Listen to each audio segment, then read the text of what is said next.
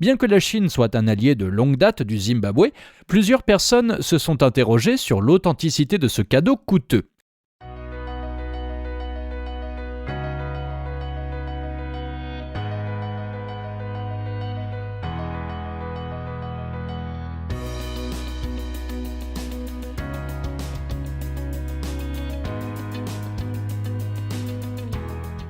Au fil des ans, la Chine est devenue un acteur économique dominant en Afrique. Les investissements chinois en Afrique couvrent plusieurs secteurs.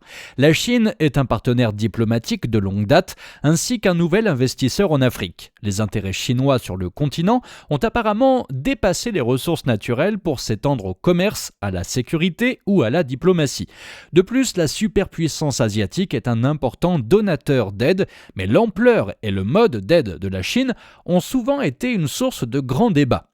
La Chine a récemment financé et achevé la construction d'un bâtiment parlementaire ultramoderne au sommet d'une colline au Zimbabwe, qui est prêt à être utilisé après 3 ans et demi de construction.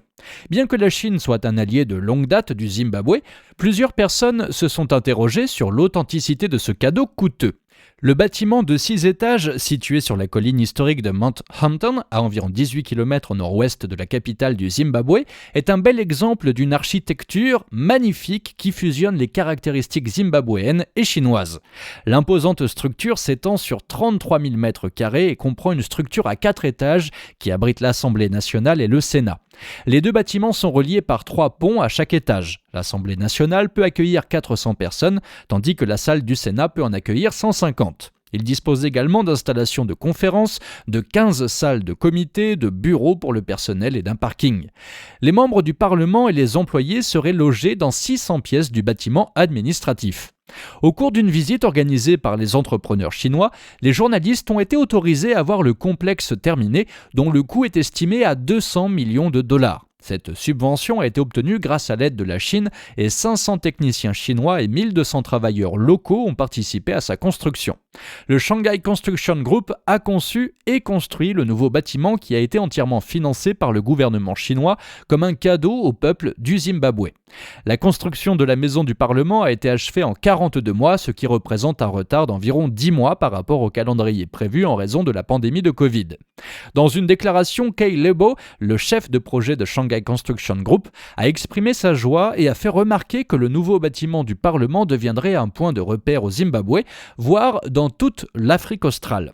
Il a affirmé que le projet forgeait une solide amitié entre la Chine et le Zimbabwe.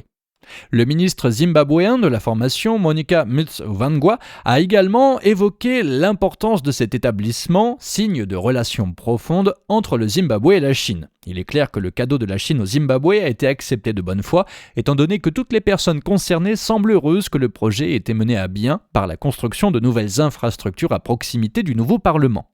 Le Zimbabwe espère désengorger la ville ainsi que les espaces commerciaux et résidentiels. Il abritera des bureaux exécutifs et judiciaires. Le bâtiment du Parlement est le deuxième grand don d'infrastructures au Zimbabwe par la Chine, après la construction du plus grand stade du pays par Pékin en 1987.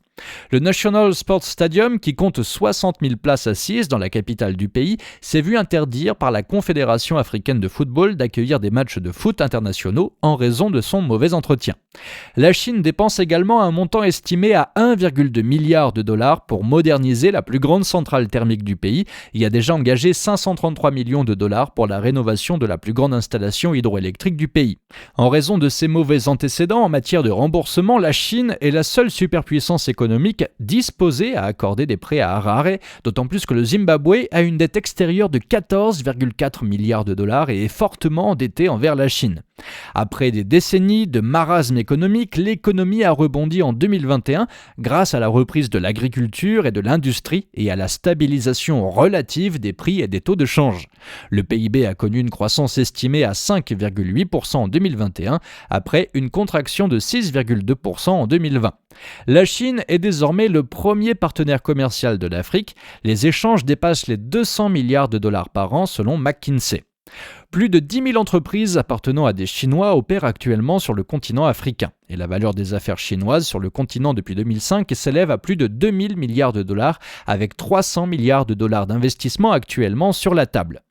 L'Afrique a également éclipsé l'Asie en tant que premier marché pour les contrats de construction chinois à l'étranger.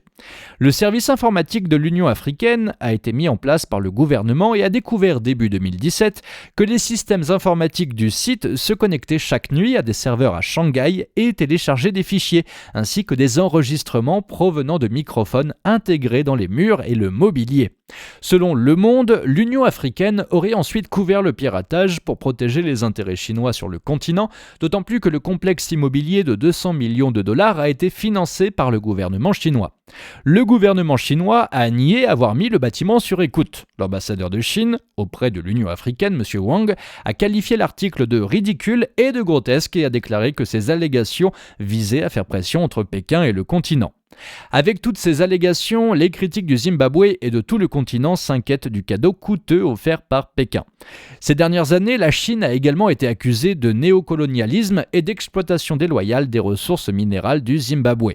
Mais elle est aussi un allié de longue date du Zimbabwe, soutenant la lutte de libération contre la minorité blanche lorsque le pays s'appelait Rhodésie. Par conséquent, il est difficile de déterminer d'éventuelles arrière-pensées. Cependant, il est clair que toutes les parties sont satisfaites de l'issue du projet.